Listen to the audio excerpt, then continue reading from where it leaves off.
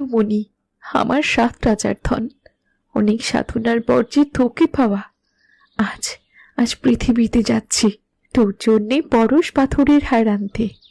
ওই হারটি যদি একবার তোকে পরাতে পারি, তাহলে তুই হবি বিশ্বের সব থেকে সর্বজ্ঞানী পরী। তোকে নিয়ে যে আমার অনেক আশা।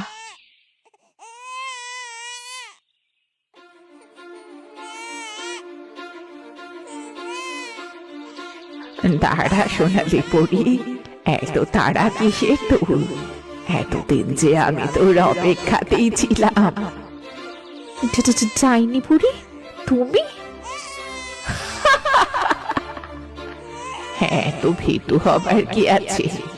এত বছর ধরে এই মেয়ের জন্যে অপেক্ষা করলাম, আমাকে দেখে বুঝি খুশি হোসনি?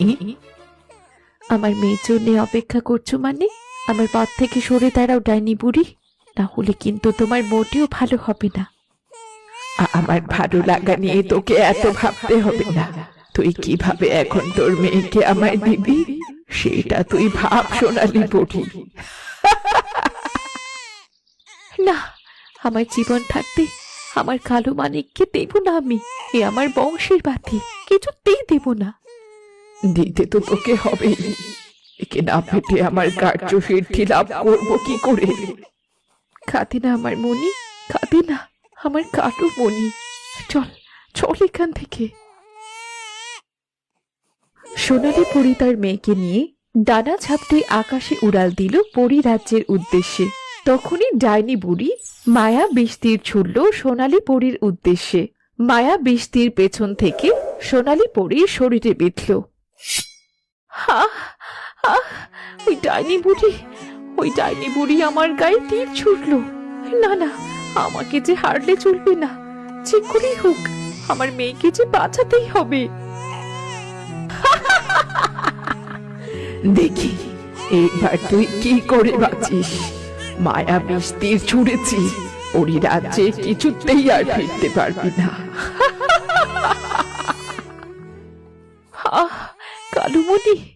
কালো মনি, আমি যে আর কিছুতেই উঠতে পারছি না তোকে নিয়ে। আমার শক্তি যে আস্তে আস্তে শেষ হয়ে আসছে। মায়া বিষ তীরের যন্ত্রণায় আমি শেষ হয়ে যাচ্ছি। কি করে সম্ভব এটা? কি করে এখনো উঠছিস? যা যা, এবারের মতো ছেড়ে দিলাম তোকে, পরের বার দেখে নেব। ডাইনি বুড়ির রাগে ক্ষোভে সেখান থেকে চলে গেল। এইদিকে সোনালি পরীর শক্তি ধীরে ধীরে কমে যাওয়ায় সে তার রাজ্যে ফিরতে পারল না। সে তার মেয়েকে নিয়ে আবারও পৃথিবীতে ফিরে এলো।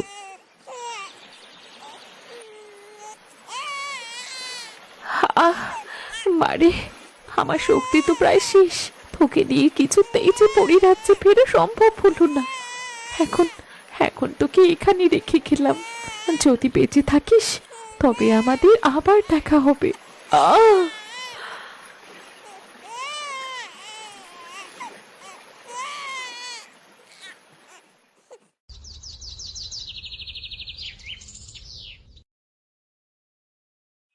কৈলাসদা, ওই দিকটা এত পাখিদের কিচিরমিচির কেন গো?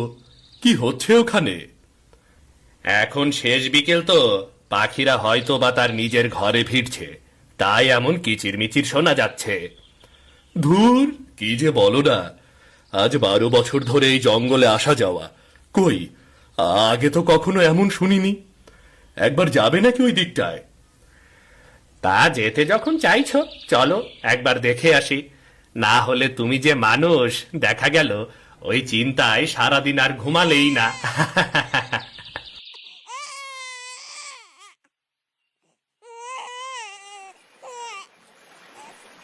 তারা 2 কাঠুরে এসে দেখল একটা ছোট্ট বাচ্চা হাত পা নেড়ে খেলছে। বাবা রে বাবা, এ তো একটা আশ্চর্যজনক ব্যাপার। একটা মেয়ে পশু পাখির সাথে আনন্দ করছে। ও লে লে লে লে লে, দেখ মেয়েটি, দেখ এবার কাছে রে। যা যা রঘু, কোলে নে কোলে নে।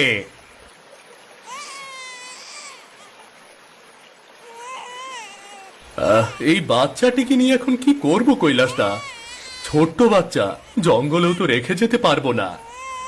সে বাবু আমি জানি না, আমার অভাবের সংসার, এই বাচ্চাকে আমি পালতে পারবো না রে। তোর ইচ্ছে হলে তুই নে না, আর না হলে এখানে রেখে দে। তোমার মাথা খারাপ হলো নাকি? একটু পরেই সন্ধ্যা নামবে, বাচ্চাটিকে এখানে রেখে গেলে তো বাঘ ভাল্লুকে ছিঁড়ে খাবে। যা আছে কপালে, বাচ্চাটিকে আমিই নিয়ে যাই।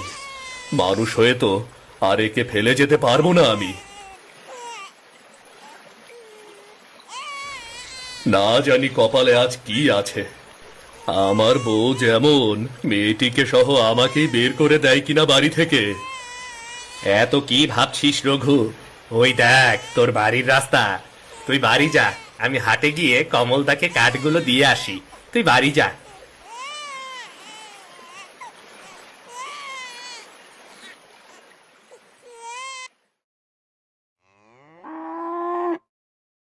টুনি, এই টুনি, কোথায় গেলি রে হতুসালামি? মেয়েটাকে যদি কোনো সময় পাওয়া যায় একটু।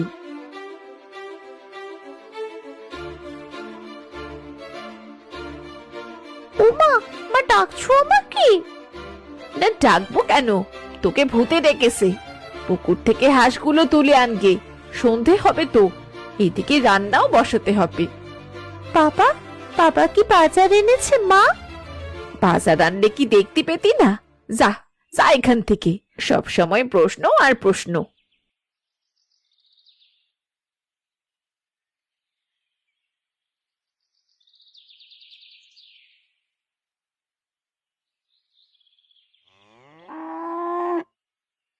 দাঁড়াও, ওখানেই দাঁড়িয়ে পড়ো। কি ব্যাপার কি? আজও খালি হাতে? এমন সুরসুর করে কোথা থেকে আসছো? বাজার তো আনবো গিন্নি, কিন্তু একবার এদিকে এসো না।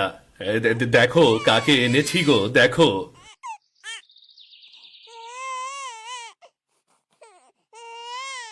কি এনেছো ওই পুটলির ভেতরে? ও মা গো মা, এ তুমি কার বাচ্চা এনেছো? কি কালো দেখতে, স্যা স্যা স্যা স্যা স্যা। এমন ভাবে বলছো কেন? ও তো বাচ্চা, একে আমি জঙ্গলের ভেতরে পেয়েছি গিন্নি। মেয়েটির মুখে দেখো কি মায়া, আমি ওকে ফেলে রেখে আসতে পারিনি গো। মরণ দশা, সংসারের হাল তো একেবারে বেহাল অবস্থা, তার উপর আরেকটা আপদ নিয়ে এসেছো। নিজের সংসারই চলে না, তার উপর আরেক বোঝা। বলি যেখানকার জিনিস সেখানেই রেখে এসো। এমন কথা বলো না গিন্নি, ওপরওয়ালা যে নারাজ হয়ে যাবে এমন কথা শুনলে। কালি একটা মেয়ে তুলে এনেছো কোথা থেকে, এ আমি মানুষ করতে পারবো না এই বলে দিলাম। সাজ নেই সন্ধে নেই, ব্যাককল মানুষ যে কি করে নিজেও জানে না। আজ শুধু ফ্যানে ভাতে রান্না করে দেব, এই বলে রাখলাম।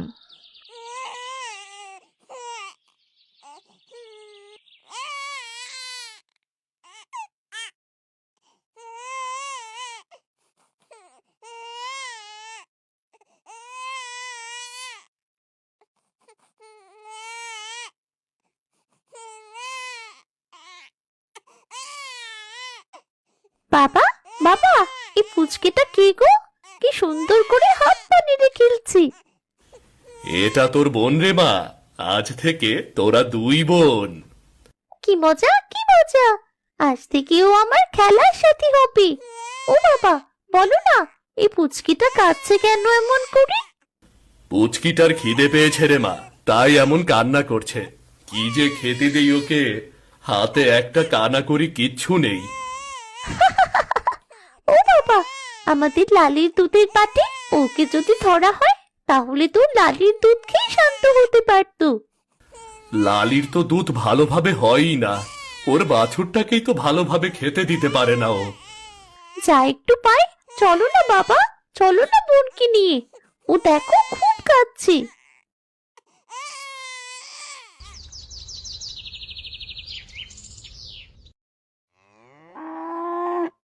কি করে খাওয়াবি? দেখ গরুটি কেমন লাফালাফি করছে। শান্ত হো লালি, বোনটার পেটে যে খুব খিদে, ওকে একটু দুধ খেতে দে না লালি। বাবা দেখো, বোনের কান্নায় লালি একদম শান্ত হয়ে গেছে। এবার ওকে দুধ পান করাও বাবা।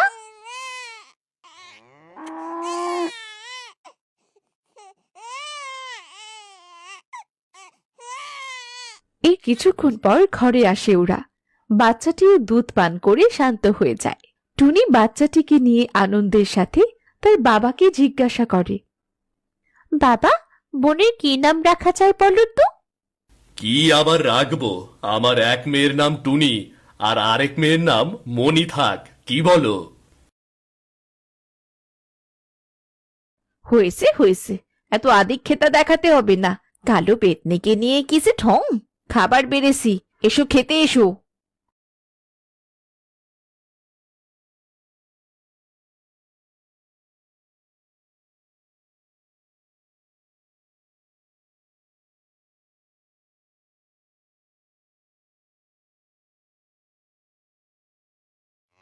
বাবা, ও বাবা, মা, এইদিকে এসো, দেখে যাও গো, আমাদের গোয়াল ঘরে দুধের বন্যা বইছে।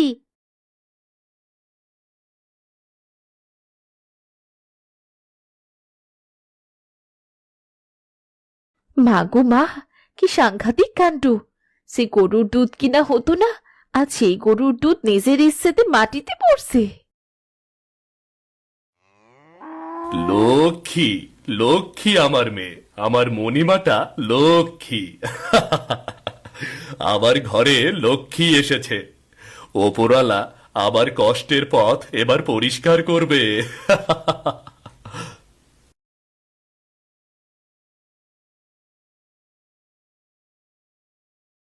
দেখতে দেখতে 6 মাস কেটে গেল। মণিও আস্তে আস্তে বড় হলো। মণি এই সংসারে আসার পর থেকে রঘুর অবস্থা আগের চেয়ে অনেক উন্নত হলো। তবে রমা কিন্তু মণিকে একদম সহ্য করতে পারত না। দিদি, এই দিদি, এসো না, আমরা খেলা করি। না রে বোন, আমি এখন খেলবো না, মাঠে যেতে হবে তো, বাবার খাবারটা দিয়ে আসি। তুই কেন একা যাবি? আমিও যাবো তোর সাথে। কালি একটা মেয়ে, তোকে আমার মেয়ের সাথে যেতে হবে না, মানুষ দেখলে ভয় পাবে। মা, থাক না, ওকে এভাবে কেন বলছো?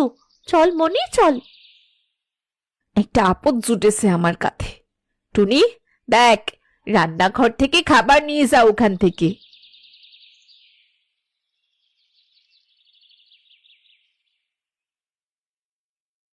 আচ্ছা দিদি, তুই ভাতের বাটিটা দে আমার কাছে। না রে না, তোকে নিতে হবে না, তুই ছোট মানুষ, কোথায় ফেলে দিবি? আমি কোথায় ছোট মানুষ? দেখো, আমি কত বড় হয়ে গেছি, তুমি শুধু শুধু আমার ছোট বলছো।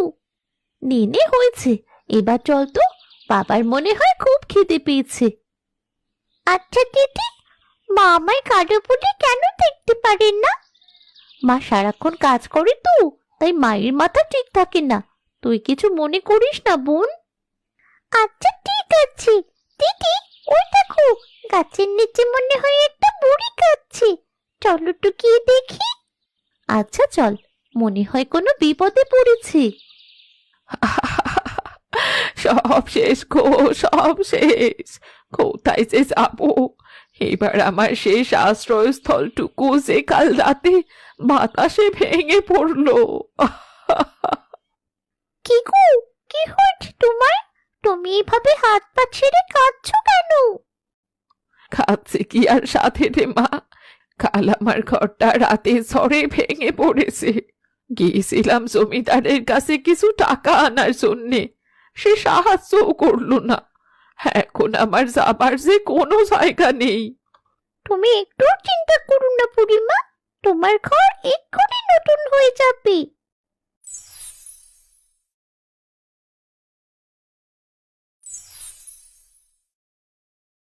ধন্যবাদ মেয়ে, তোকে অনেক অনেক ধন্যবাদ। তাড়াতাড়ি চল মনি, বাবা মনে হয় আমাদের জন্য অপেক্ষা করছে। তুই এটা কি করলি? বাবা না তোকে মানা করেছে যে কারো সামনে এমন করবি না? কারো কষ্ট যে আমার সহ্য হয় না দিদি, মানুষের কষ্ট দেখলে আমার খুব কষ্ট হয়। ওই দেখ, ওইখানে বাবা বসে আছে, মনে হয় বাবার অনেক কষ্ট হয়ে গেছে।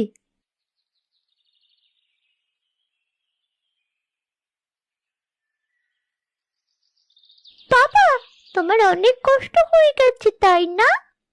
তোদের এই চাঁদ মুখখানা দেখলে আমার আর কোনো কষ্ট থাকে না রে মা।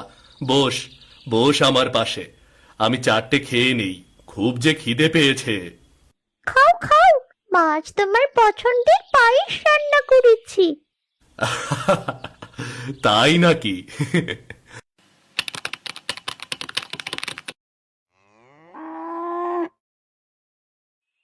হায় হায় রে, আমার গাভীটা বুঝি মারা গেল। ওরে ওরে, তোরা কে কোথায় আছিস রে? একটু সাহায্য কর, আমার গাভীটাকে সাপে কেটেছে রে, সাপে কেটেছে।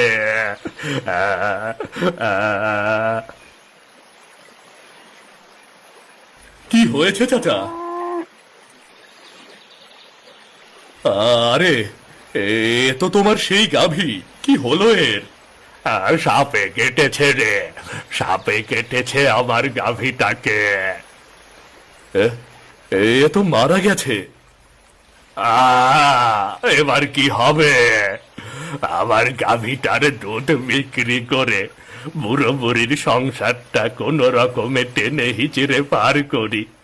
কিভাবে চলবো এবার, কিভাবে চলবো?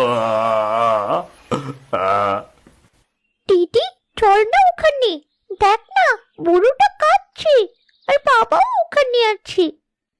না, তোকে ওখানে নেওয়া যাবে না। তুই আয় দিদি, রাগ করিস না। কিভাবে চলবো এবার, কিভাবে চলবো?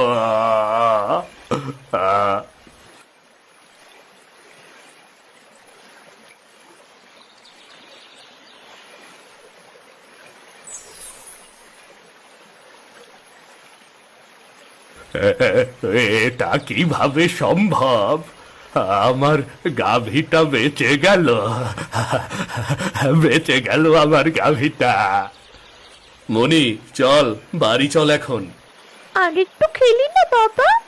চল মা বাড়ি, আজ তোর পছন্দের লটকে মাছ এনেছি রে।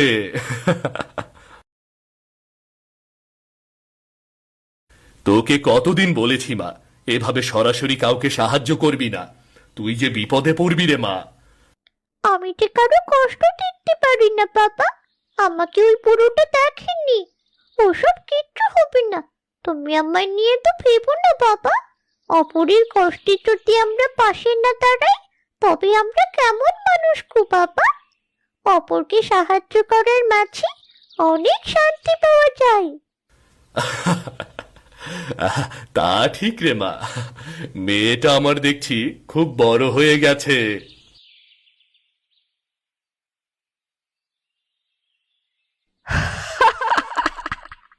এই তাহলে সেই মেয়েটি, এই কালো দেখতে, সে কালো হোক আর যাই হোক, এতে আমার কি? আমি ওকে বলি দিয়ে ওর কালো রক্ত নেব। এত বছর ধরে যে তোকেই খুঁজে চলেছি, আজ আজ তোর নিস্তার নেই, আজ যে আমার তোকে চাই চাই।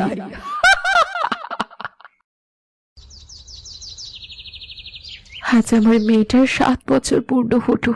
সাদা পরি নীলপরি, আমার মেয়ে জীবন যে খুবই সংকটে। কিন্তু সোনালী পরি, আপনি কি আপনার কন্যাকে খুঁজে পেয়েছেন? হ্যাঁ পেয়েছি, স্বপ্নপুর গ্রামে রঘু কাঠুরির বাড়িতেই আছে আমার মেয়ে। তাহলে আর দেরি করা ঠিক হবে না সোনালী পরি, আপনি এক্ষুনি গিয়ে আপনার কন্যাকে রক্ষা করুন। হ্যাঁ, আমাকে যে যেতেই হবে, আমি এক্ষুনি যাব। পরিরাজ্যে ফিরলে পরিরাজ্যের অভিশাপ কেটে আবার আগের মতো হইচইতে পরিপূর্ণ হবে। সোনালী পরি রাজ্য থেকে পৃথিবীর উদ্দেশ্যে রওনা দিল। এইদিকে দুষ্টু ডাইনি ছদ্মবেশ নিয়ে রঘুর বাড়িতে হাজির হলো। জীবনটা আমার রান্না করতে করতেই চলে গেল। ওই পেটনি মেয়েটাকে এত করে বললাম এখানে একটু বস, আমি গিয়ে গোসলটা সেরে আসি, কে শোনে কার কথা?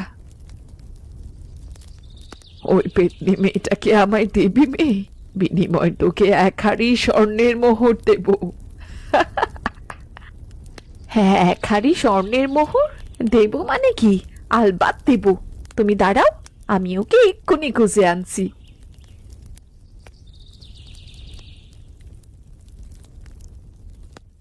এটা তোর পুতুল, এটা আমার। আজ এদের বিয়ে দেব দিদি। আচ্ছা ঠিক আছে, বাবা বাড়ি ফিরলে বলবো আজ আমাদের পুতুলের বিয়ে, মিষ্টি এনো কিন্তু। অপয়া মেয়ে, তোকে দিয়ে একটা কাজও হয় না। সে কখন থেকে তোকে ডেকেই চলেছি। আহ আহ ছাড়ো মা, আমার খুব লাগছে। আহ! এই নাও ধরো, এই কালো ভূতটাকে নিয়ে যাও, নিয়ে গিয়ে আমায় উদ্ধার করো। ছি ছি রমা, তুমি এত নীচ!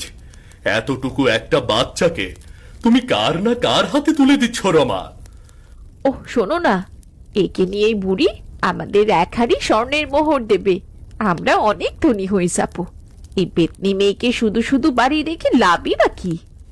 লোভী বজ্জাত একটা মানুষ! আমার এটা ভেবে লজ্জা করছে, তুমি আমার বউ। আমি তোমাদের সব কথা শুনেছি। আমার মেয়েকে আমি নিতে এসেছি, ওকে আমার কাছে দাও। আমি থাকতে তুই একে কখনো পাবি না সোনালি পরি।